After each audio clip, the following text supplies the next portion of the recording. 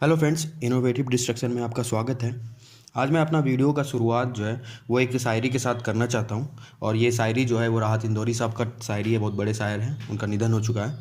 और ये शायरी है कि वो अपने चरागों पर खूब इतराए, वो अपने चरागों पर खूब इतराए। चराग मतलब दिया।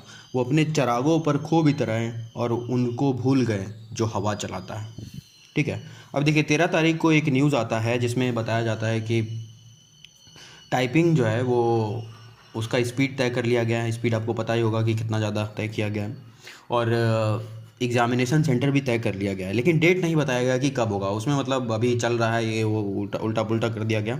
और ये 13 अप्रैल को न्यूज़ आया था और उसमें क्या लिखा हुआ था कि 12 अप्रैल से 15 अप्रैल के बीच नोटिफिकेशन आएगा। मतलब एक दिन ऑलरेडी निकल चुका है।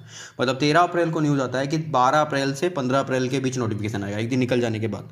अब दूसरा न्यूज़ क्या आता है 16 अप्रैल को। 16 अप्रैल को न्यूज़ आया कि ओम प्रकाश जी बोले हैं कि टाइपिंग जो है जो इस माह संभावित था, मतलब इस माह संभावित था, अभी स्टूडेंट को पता भी नहीं कि इस माह एग्जाम मतलब टाइपिंग होने वाला था और वो स्थगित भी हो गया है। ठीक है, अब स्थगित हो गया है। ठीक है। अब बताइए कि मतलब ये आया 16 तारीख को, आधा महीना निकल गया, उसके बाद पता चला कि टाइपिंग होने वाला था। अब देखिए, दोनों को खबर को हम लोग अगर मिला के देखते हैं तो जो बात निकल के सामने आता है, अगर आप समझ गए तो ठीक है, नहीं तो हम आपको बताते हैं। देखिए, अगर ये कोरोना वाला जो भी सिस्टम अभी चल रहा है, जो भी अभी फैल रहा है, अगर ये नहीं होता तो क्या होता। अगर सब प्लानिंग के तहत होता, जिस तरह से बीएसएससी ने प्लानिंग किया, तो उसमें क्या होता, 15 तारीख तक नोटिफिकेशन आ जाता। मतलब मान लीजिए 15 तारीख को नोटिफिकेशन आ गया तो 2-3 दिन के बाद एडमिट कार्ड आ जाता। और अप्रैल के अंत में, अप्रैल में ही ना होने वाला था तो 30 तारीख के पहले ही कभी होता। मान लीजिए 5 दिन अगर टाइपिंग चलता तो 25 तारीख को आ जाता। 25 तारीख से एग्ज़ाम शुरू हो जाता, मान लेते हैं। मतलब ये कम से कम 25 तारीख से तो चलता ना, कम से कम 5 दिन तो टाइपिंग लेगा। ऐसे थोड़ी एक दिन में या 2 दिन में टाइपिंग हो जाएगा। 25 तारीख से लेता। आप बताइए, 15 को नोटिफिकेशन आता, 18 के लमसम में एडमिट कार्ड आता और 25 तारीख से टाइपिंग शुरू हो जाता, तो स्टूडेंट को रिएक्शन टाइम क्या मिलता। मतलब नोटिफिकेशन में तुरंत जो पेपर में छाप ही दिया था और मतलब खबर तो फैल गया था कि 40-30 होगा, और उस तरह का हो जाता तो स्टूडेंट के पास कोई टाइम नहीं बचता। आधा आधा स्टूडेंट सोचता कि आंदोलन क्या करेंगे या कुछ भी क्या करेंगे, पहले टाइपिंग कर लेते हैं, इसके बाद देखेंगे। आधा स्टूडेंट बोलता कि तो होगा ही नहीं कुछ। स्टूडेंट मतलब ये सब पूरा देखने के बाद लगता है कि कितना स्टूडेंट पास करता है। अगर मान लीजिए 25 तारीख को अभी टाइपिंग हो जाएगा तो कितना लोग पास करेगा, वो भी 40 और 30 का स्पीड में। 5% से भी कम स्टूडेंट होगा जो कि टाइपिंग पास करेगा। और कोई नोटिफिकेशन नहीं दे रहा है जब, अब सोचिए, मतलब अगर ऐसा हो जाता तो इसको धोखा नहीं बोला जाएगा, ये तो पूरा मतलब धोखा है।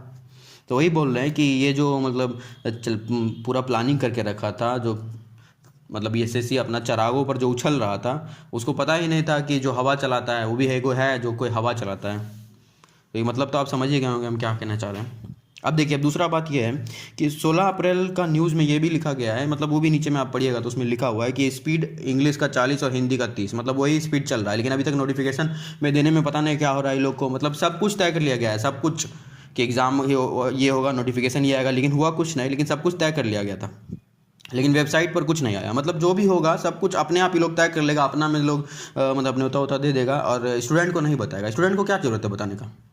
सही बात है, स्टूडेंट से मतलब ही क्या है बीएसएससी को, कोई मतलब नहीं। अपना ही लोग खेल रहा है, ये कर रहे हैं वो कर रहे हैं।